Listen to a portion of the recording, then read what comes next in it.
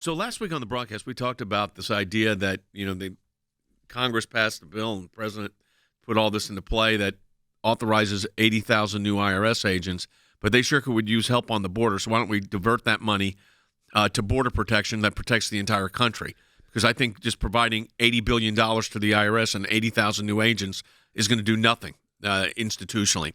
Interestingly, Representative Claudia Tenney from New York has introduced a bill. It's called the Diverting IRS Resources to the Exigent Crisis Through Direct Funds for Border Security. This, again, you got $80 billion was allocated for the IRS. She says that and this is true, that the IRS was going to hire all these new enforcement agents, and they had all these issues about going after mid-level taxpayers. Tenney herself is a former tax lawyer, and she said this: what my bill simply does is this. Don't hire 87,000 new IRS agents. It can be directed to the border where we really need assistance. The Border Security, Customs and Border Patrol, are dealing with an unprecedented numbers like we've never seen in our country. The U.S. Customs and Border Patrol reported an all-time record 230,000 migrant encounters at the U.S. border in the month of October alone, including 64,000 migrants crossing without being apprehended. So 64,000 got into the system. And then all the drug cartels get drugs in, and then the sex traffickers, which are also cartels, get the sex trafficking in. And every state is now a border state.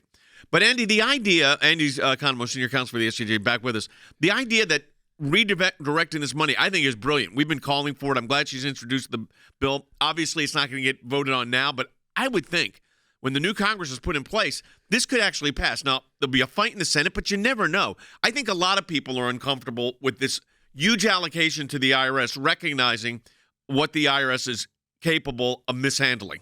Well, I agree with you, Jay. I think that instead of 87,000 new IRS agents, we need 87,000 new Customs and Border Patrol agents because, as you just said, every state is a border state, not just those that are geographically located at the southwestern border of the United States, because the migrants who are coming in illegally are disseminating into the entire country. They're not limiting themselves to California, Arizona, New Mexico, and Texas.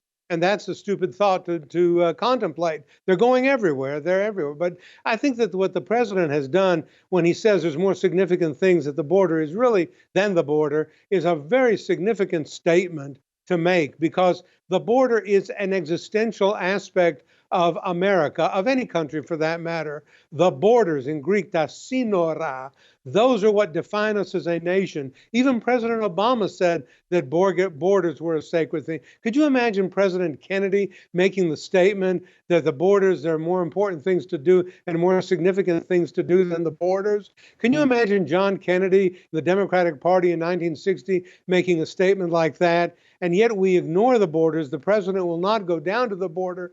He'll go near the border, but he won't go touch the border and admit face to face the crisis that is happening there.